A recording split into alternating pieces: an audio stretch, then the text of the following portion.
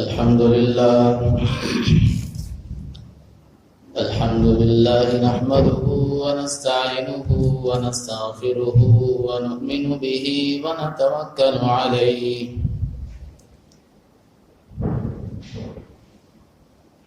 ونعوذ بالله من شرور أنفسنا ومن سيئات أعمالنا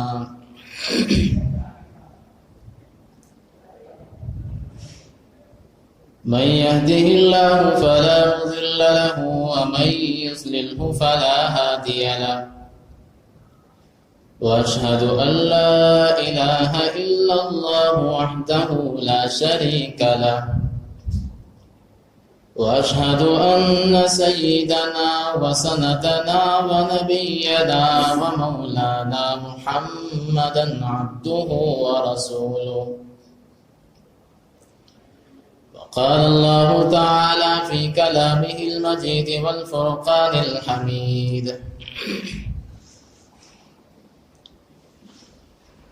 إنما هذه الحياة الدنيا لهو ولعب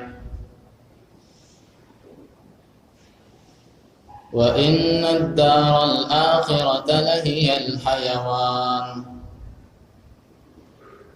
رب اشرح لي صدري ويسر لي أمري واحلل عقدة من لساني يفقهوا قولي. رب اشرح لي صدري ويسر لي أمري واحلل عقدة من لساني يفقهوا قولي.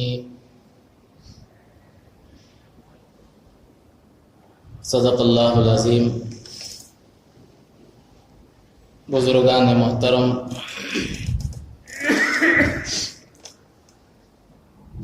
عزیزان گرامی،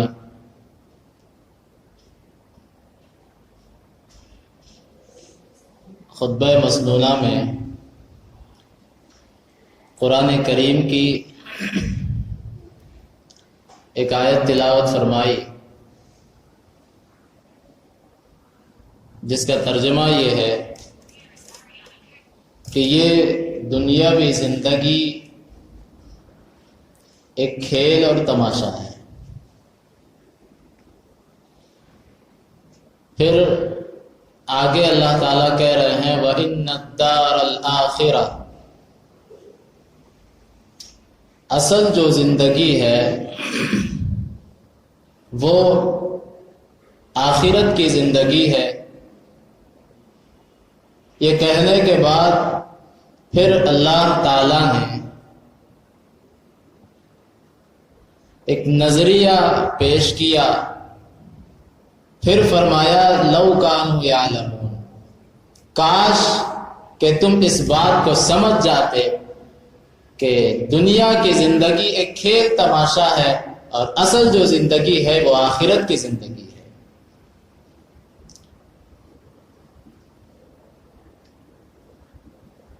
اللہ تعالیٰ خود کہہ رہے ہیں کاش، لو کا لفظ استعمال ہوا ہے. ممتحن کون ہے؟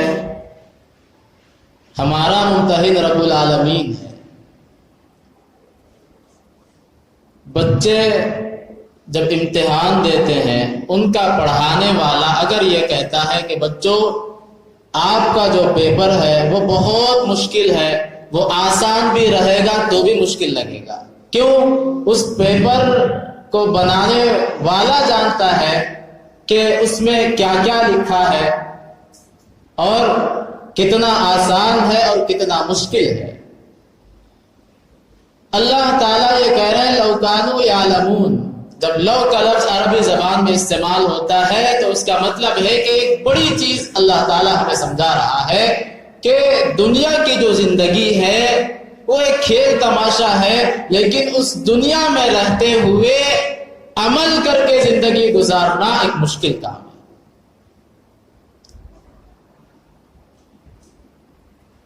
اب سوال یہ ہے کہ جب آخرت اصل زندگی ہے تو یہ جو پوری دنیا ہے اس میں ہوتا عموماً یہ ہے کہ آدمی کو جس چیز پر یقین ہے وہ اس کے تحت چلتا ہے.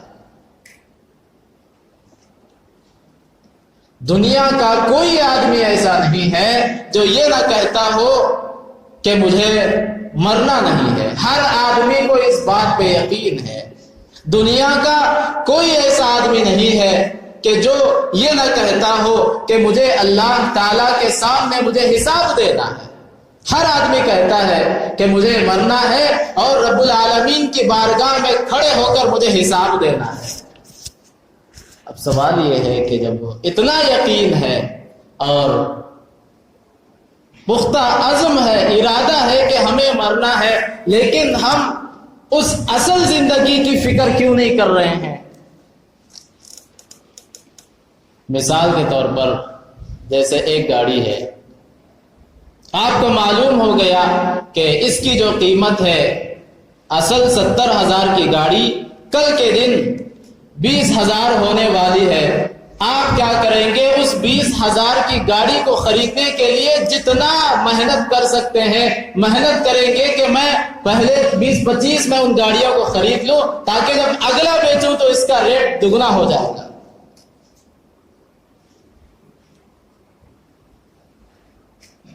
جمع کیوں کیا؟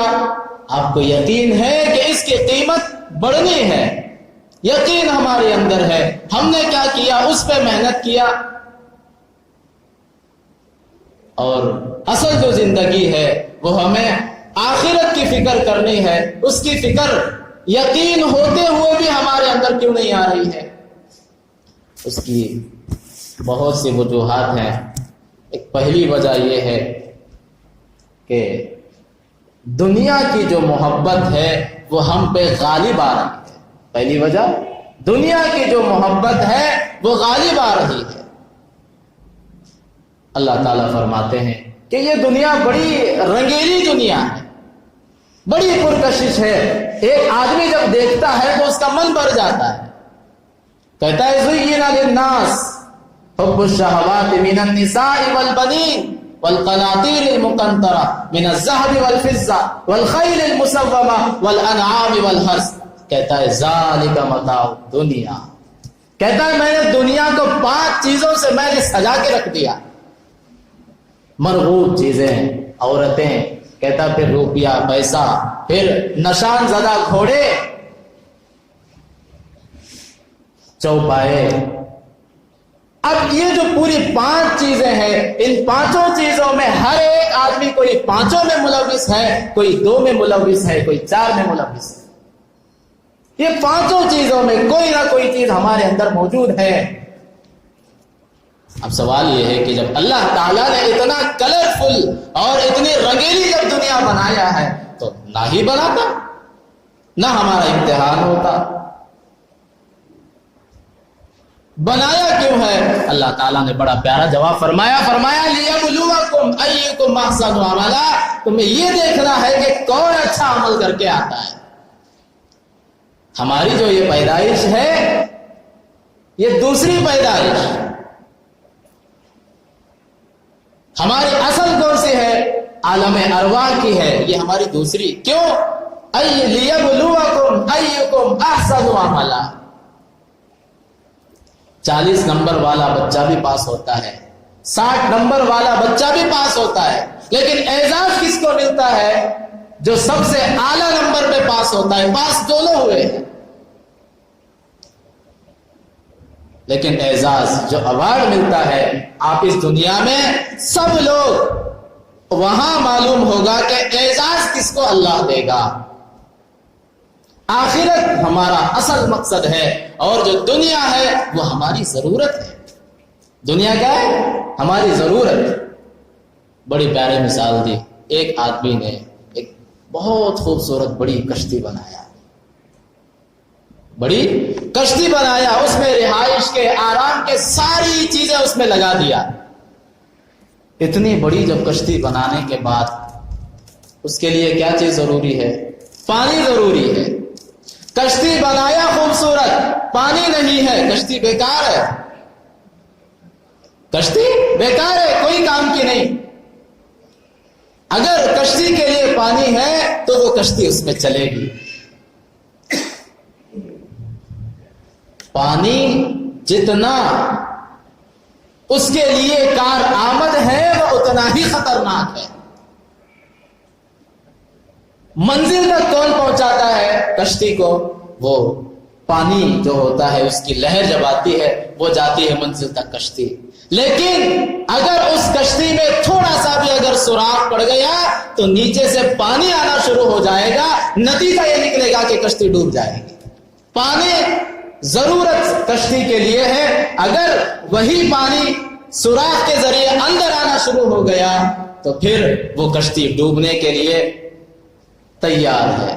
بالکل یہی مثال ایک مومن آدمی کی ہے۔ مومن ایک پانی کی طرح ہے، مومن کے لیے دنیا ایک پانی کی طرح ہے اور مومن ایک کشتی کے مانند ہے۔ اگر مومن ایک آدمی اپنی لائف میں اگر وہ اس کے اندر معصیت الہی اگر پیدا ہو گئی، دنیا کی محبت آنا شروع ہو گئی، گویا کہ اس نے اپنے دل میں اپنی زندگی میں ایک سوراخ کر دیا، اس سوراخ کی وجہ سے دنیا کی محبت جب غالب آ جاتی ہے پھر وہ بندہ ڈوبنے کے لائق ہو جاتا ہے۔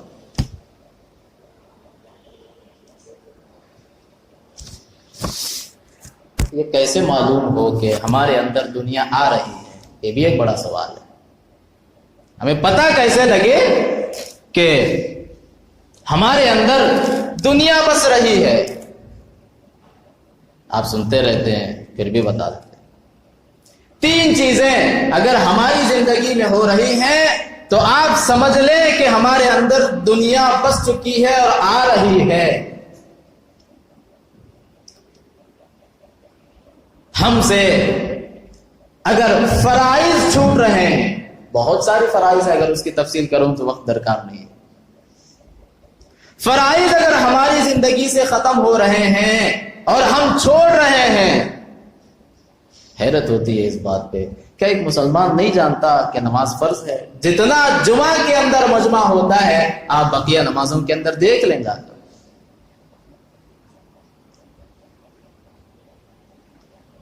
یہ اگر ہم سے چھوٹ رہے ہیں تو سمجھ لینا ایک سیڑھی پہ ہم نے قدم رکھ دیا، دنیا ہمارے اندر بس رہی ہے، جس کی وجہ سے ہم آخرت کی فکر سے غفلت میں پڑے ہوئے ہیں۔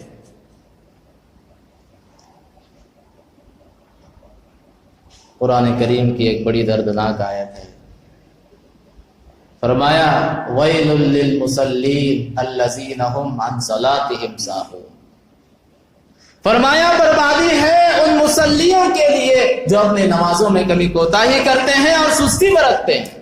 چھوڑنا درکنار، سستی برتتے ہیں، فرمایا ویل، بربادی ہے۔ کون کہہ رہا ہے؟ رب العالمین کہہ رہا ہے۔ وہ جب بات کہتا ہے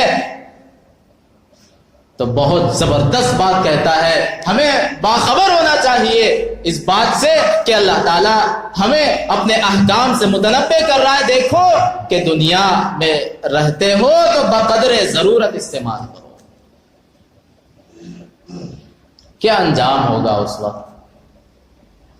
اللہ نہ کرے ہمارا ان لوگوں میں شمار ہو جائے، مجرموں میں۔ وَسِيقَ الَّذِينَ كَفَرُوا إِلَى جَهَنَّمَ زُمَرًا حَتَّى إِذَا جَاءُوهَا فُتِحَتْ أَبْوَابُهَا وَقَالَ لَهُمْ خَزَنَتُهَا أَلَمْ يَأْتِكُمْ نَذِيرٌ وَقَالَ لَهُمْ أَلَمْ يَأْتِكُمْ رُسُلٌ مِّنكُمْ يَتْلُونَ عَلَيْكُمْ آيَاتِ رَبِّكُمْ وَيُنذِرُونَكُمْ لِقَاءَ يَوْمِكُمْ هَٰذَا قَالُوا بَلَىٰ وَلَٰكِنْ حقت کلمۃ العذاب علی الکافرین۔ کہہ رہا ہے کہ اللہ، دعا کرتے ہیں کہ اللہ اس سے ہماری حفاظت فرمائے۔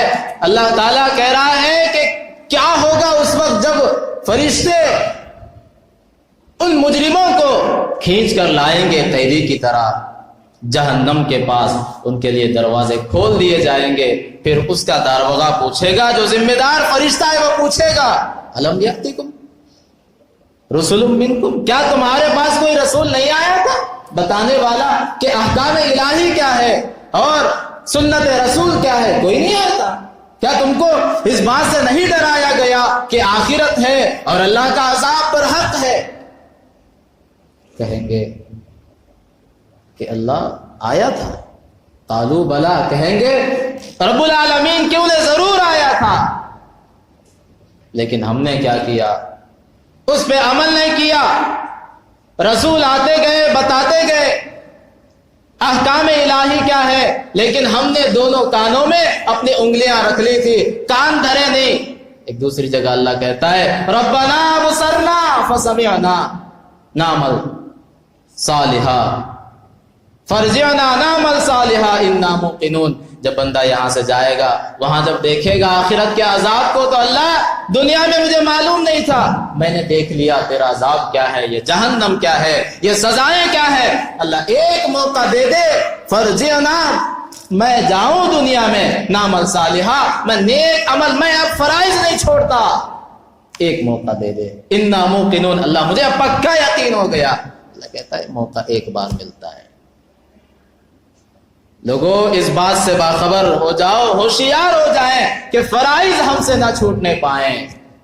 دوسرے نمبر پر حقوق کی ادائیگی ہم سے چھوٹ رہی ہے تو آپ سمجھ لیں کہ دنیا ہمارے اندر گھر کر رہی ہے. جیسے سوراخ کے ذریعے پانی کشتی میں آیا، جیسے کشتی ڈوبنے کا پورا انتظام کر چکی ہے، ایسے ہی ہماری زندگی میں اگر فرائض ہم نے چھوڑ دیا، حقوق کی ادائیگی سے بے بہرا ہو گئے اور حرام مال سے ہم نے نہیں بچا، یہ تین کام اگر ہم نے ہماری زندگی میں ہو رہے ہیں تو آپ سمجھ لیں کہ ہمارے اندر دنیا گھر کر رہی ہے، اور جس طرح کشتی ڈوب رہی ہے ویسے ہم دنیا میں ڈوب رہے ہیں.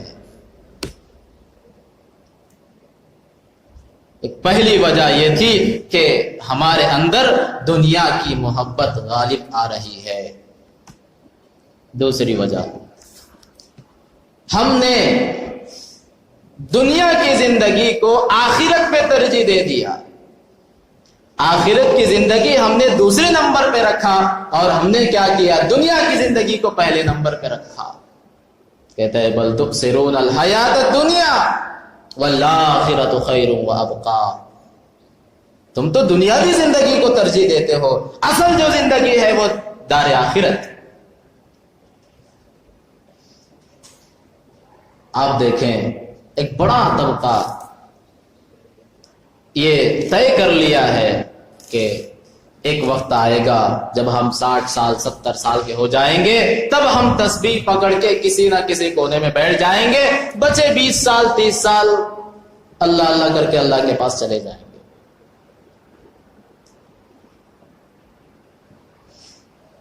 کرناٹک کا علاقہ اکثر ایک آدمی، ایک نوجوان ہے جس پہ ہر حج فرض ہوتا ہے، اس کو وہ کیا کرتا ہے، ابھی میری نوجوانی کا عالم ہے، ابھی دیکھا جائے گا، ابھی جب 30 سال 40 سال 50 سال کے ہو جائیں گے تب حج کر لیں گے، پھر اس کے بعد پورے گناہ معاف کر لیں گے، آ کر مسجد میں بیٹھ جائیں گے.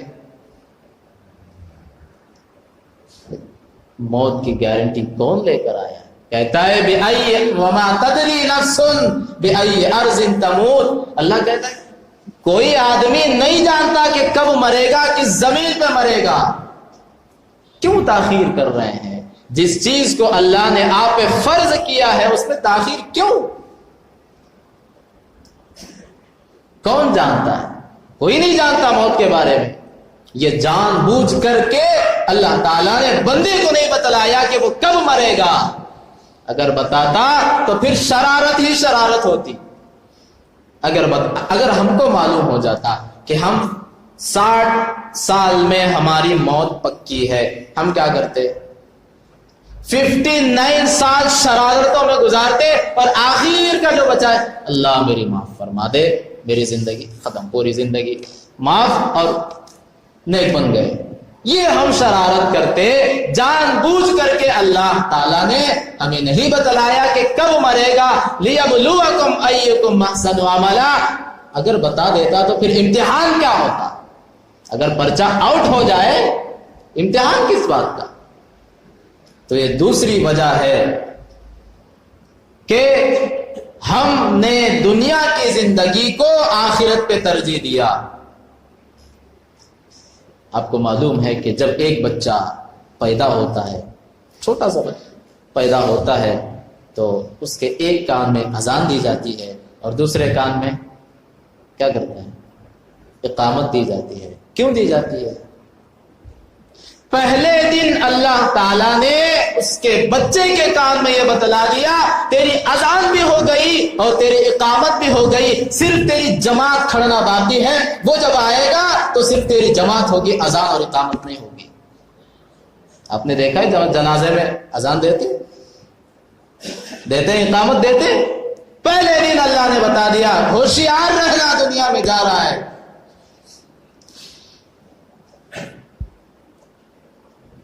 اسی لیے ہمیں ہر وقت اللہ تعالیٰ سے ڈرتے رہنا چاہیے کہ کہیں ہم اللہ تعالیٰ سے تو نہیں ٹوٹ رہے ہیں، رشتہ ختم نہیں تو ہو رہا ہے۔ تیسری وجہ یہ ہے کہ ایک دنیا ہمیں ایک نقد کے مانند محسوس ہو رہی ہے، اور آخرت کو ہم نے کیا سمجھ لیا؟ ادھار۔ بہت سے تاجر ایسے ہوتے ہیں، جیسے آپ ان سے لین دین کا معاملہ کرتے ہیں تو کہتے ہیں بھائی 2 روپیہ مجھے کم دے دو لیکن مجھے نقد دے کے جا۔ بولتے ہیں کہ نہیں بولتے؟ دنیا کیوں؟ کیونکہ وہ ہمیں دکھنے میں آ رہا ہے کہ مجھے پیسہ مل رہا ہے۔ آخرت کو ہم نے دیکھا نہیں دیکھا، وہ غیر محسوس چیز ہے۔ دنیا ایک محسوس چیز ہے، پانی گرم ہے، پنکھا چل رہا ہے، ہمیں محسوس ہو رہا ہے۔ کیوں؟ ہم نے پانی گرم ہے کیسے محسوس کیا؟ جب اس میں ہاتھ ڈالا تو پتا چلا کہ پانی گرم ہے۔ بدن نے محسوس کیا کہ ٹھنڈک محسوس ہو رہی ہے۔ لیکن آخرت ایک ایسی چیز ہے جو غیر محسوس چیز ہے۔ اب اس کیسے یہ ہم اس چیز کو محسوس کریں کہ آخرت ایک، تو اس کے لیے بہت ساری ترکیبیں ہیں، لہذا ان کو اپنانے کی ضرورت ہے۔ جو تیسری وجہ تھی کہ ہم دنیاوی زندگی کو آخرت پر ترجیح دے رہے ہیں، اس وجہ سے آخرت کی فکر سے ہم غفلت میں پڑے ہوئے ہیں۔ چوتھی وجہ، توبہ کی امید پہ ہم گناہ کرتے جا رہے ہیں۔ کس کی امید پہ؟ توبہ کی امید پہ۔ غلطی ہو گئی، اللہ معاف فرما، توبہ۔ توبہ کا جو دروازہ اللہ نے رکھا ہے وہ جان بوجھ کر کے غلطی کرنے پر نہیں، اچانک اگر ہو جائے، اچانک اگر ہو جائے، آپ رب العالمین سے دعا کریں کہ اللہ میں انسان ہوں، اچانک مجھ سے غلطی ہو گئی، اللہ معاف فرما۔ ایک گولی بنتی ہے، وہ کیوں بنتی ہے؟ اس لیے نہیں بنتی کہ آپ خود سے اپنے اندر بخار کو لائیں پھر وہ گولی کھائیں، نہیں۔ اچانک اگر آپ کو بخار آ گیا، آپ اس کی ترکیب کیا ہے؟ آپ گولی کھا لیں۔ ایسے ہی اچانک اگر آپ سے غلطی ہوئی، اس اچانک کے لیے اللہ نے ایک توبہ کا دروازہ رکھا کہ اگر آپ کو اچانک غلطی ہو گئی، گناہ ہو گیا، تو آپ اللہ تعالیٰ سے معافی مانگے۔ نبی کریم صلی اللہ علیہ وسلم کو معراج میں تمام چیزوں کی سزائیں دکھلائی گئی۔ جب معراج سے نبی کریم صلی اللہ علیہ وسلم جب واپس آئے تو بولنے کا انداز بدل گیا۔ فرماتے ہیں میں تو بوڑھا ہو گیا۔ کیوں؟ عمر سے پہلے بوڑھے کیوں؟ فرمایا کہ یہ ایسی ایسی اللہ تعالیٰ نے سزائیں رکھی ہیں، میں امت کو اتنا سمجھاتا ہوں لیکن پھر بھی وہ نہیں سمجھتی۔ لہذا اس بات سے ڈرتے رہیں کہ کہیں ہم آخرت سے غفلت میں تو نہ پڑے ہوں۔ اللہ تعالیٰ سے ہمیشہ دعائیں کرتے رہیں کہ اللہ دنیا میں رہتے ہوئے عمل صالح کرنے کی توفیق دے۔ کیسے ہم اپنے اندر، یہ تو وجوہات تھیں جس کی وجہ سے ہم آخرت کی فکر سے بے بہرا اور غفلت میں پڑے ہوئے تھے، لیکن فکر کیسے پیدا کریں؟ فکر پیدا کرنے کے لیے پہلا کام آپ کو کرنا ہے، جس کتاب کو اللہ تعالیٰ نے ہدایت کے لیے اتارا تھا اس کتاب کو آپ لگاتار پڑھنا ہے۔ اس قرآن کریم کا مطالعہ کریں کہ اللہ ہم سے کیا کہہ رہا ہے۔ ایک چیز آپ لگاتار جب کریں گے اس کی روحانیت ہمارے اندر آئے گی. کہتا ہے وَإِذَا تُلِيَتْ عَلَيْهِمْ آيَاتُهُ زَادَتْهُمْ إِيمَانًا. مومنین کی صفات بیان کرتے ہوئے اللہ فرماتا ہے مومن تو ایسے ہوتے ہیں جب ان کے سامنے اللہ کا کلام پڑھا جاتا ہے وَجِلَتْ قُلُوبُهُمْ رونگٹے کھڑے ہو جاتے ہیں. زَادَتْهُمْ إِيمَانًا. ان کے ایمان میں بڑھوتری ہوتی ہے, اضافہ ہوتا ہے. دوسری ترکیب کہ ہم روز مرہ زندگی میں ایسے لوگوں کے ساتھ اٹھیں اور بیٹھیں جو اچھے ہوں, جو سچے ہوں. اللہ کہتا ہے یا ایھا الذین آمنوا اتقوا اللہ وکونوا مع الصادقین. سچے لوگوں کے ساتھ رہیں, اچھے واعظ و نصیحت سنیں. جب ایک کام دن جس کے ساتھ ہم رہتے ہیں 24 گھنٹے رہتے ہیں, ظاہر سی بات ہے کہ اس کا اثر ہمیں ہونا ہی ہونا ہے. اگر ہم لگاتار قرآن کریم کے ساتھ روزانہ اگر رشتہ جوڑتے تو ظاہر سی بات ہے کہ اس میں جو اللہ کہہ رہا ہے اس کی روحانیت ہمارے اندر پیدا ہونا ہی ہے. آخرت کی فکر کے لیے پہلا کام ہمیں کرنا ہے اللہ کی کتاب سے جڑنا اور اس میں کیا لکھا ہے, اللہ تعالیٰ ہم سے کیا کہہ رہا ہے, اس کو اپنی زندگی میں لانا. دوسری بات روزی کے بارے میں یہ بات طے کر لیں کہ جتنا میرے مقدر میں لکھا ہے وہ مل کر رہے گا. ٹینشن نہیں لیں کہ کل کیا کروں, پرسوں میں کیا کروں گا, اگلا میں کیا کروں. نہیں, وَمَا مِن دَابَّةٍ فِي الْأَرْضِ إِلَّا عَلَى اللَّهِ رِزْقُهَا. یہ طے کر لیں کہ میں جہاں بھی جاؤں جتنا میرے مقدر میں لکھا ہے اتنا مجھے مل کر رہے گا. یہ اس بات کو طے کر لیں. آپ نے ایک بیمار آدمی کو دیکھا ہوگا کہ وہ آخری حالت میں رہتا ہے تو گلوکوز کا جو ایک قطرہ ہوتا ہے وہ ٹپکتے رہتا ہے. کھانا بند ہو گیا, پانی اندر نہیں جا رہا, صرف سانس کھل رہی ہے, وہ گلوکوز کا وہ قطرہ ٹپک رہا ہے. اس کی روزی ختم, سانس ختم. وہ ایک قطرہ وہ اندر جاتا ہے فوراً دنیا سے رخصت ہو جاتا ہے. کیا مطلب کہ وہ ایک قطرہ ملنے سے پہلے اللہ نے اسے موت نہیں دی, وہ ایک قطرہ ملنے کے بعد اس کے مقدر میں وہ ایک قطرہ تھا تب جا کے وہ اللہ سے ملا. کبھی کبھی ایسا ہوتا ہے کھانا بھی نہیں, پانی بھی نہیں, صرف سانس چل رہی ہے. کھانا اس کے مقدر میں جتنا لکھا تھا وہ اسے مل گیا, پانی اس کے مقدر میں جتنا لکھا تھا وہ اسے مل گیا, لیکن سانس اس کی ابھی مقدر میں تھی. وہ جتنی سانس اس کے مقدر میں ہے وہ پوری ختم ہونے کے بعد تب جا کر رفیق اعلیٰ سے ملتا ہے. تو یہ بات طے کر لیں روزی کے بارے میں کہ جتنا میری مقدر میں ہے وہ مل کر رہے گا. اور تیسرا کام یہ کرنا ہے کہ ہمیشہ جواب دہی کا احساس ہمارے اندر پیدا کرنا ہے کہ ہم یہاں سے جائیں گے, رب العالمین کے سامنے مجھے کھڑے ہونا ہے, میری زندگی کا مجھے حساب دینا ہے. نبی کریم صلی اللہ علیہ وسلم کے سامنے جب آخرت کا تذکرہ ہوتا تھا تو کانپ جاتے تھے, لرز جاتے تھے. نبی کریم صلی اللہ علیہ وسلم ہے, راوی حدیث حضرت عبداللہ بن مسعود ہیں.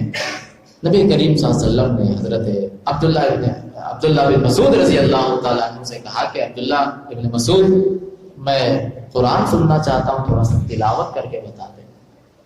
تو حضرت عبداللہ بن مسعود رضی اللہ تعالیٰ عنہ نے کہا اللہ کے رسول میں پڑھوں, آپ بڑے ہیں, آپ کے سامنے میں قرآن کی تلاوت. اللہ کے رسول نے فرمایا ہاں. تو حضرت عبداللہ بن مسعود رضی اللہ تعالیٰ عنہ نے پڑھنا شروع کیا. جب سورہ نساء کی آیت نمبر 42 اور 44 جب اس آیت کو پڑھنے لگے تو نبی کریم صلی اللہ علیہ وسلم ساروں قطار رونے لگے اور حالت بدل گئی. اس پہ اللہ نے کیا کہا تھا, اس میں کہا تھا کہ محمد صلی اللہ علیہ وسلم آپ نے لوگوں تک دین کو پہنچا دیا ہے. جب اللہ رب العالمین آپ کو گواہی کے لیے بلائے گا تو آپ کو گواہی دینی پڑے گی. اتنا سننا تھا کہ آپ بڑے لرز گئے, کام گئے. کیوں؟ کیونکہ ان کے اندر جواب دہی کا احساس موجود تھا. وہ سید الانبیاء ہونے کے باوجود یہ احساس کر رہے ہیں, حالانکہ بخشائے ہیں, پھر بھی کہہ رہے ہیں میرے اندر اتنے سخت نہیں کہ میں رب العالمین کو جواب دے سکوں.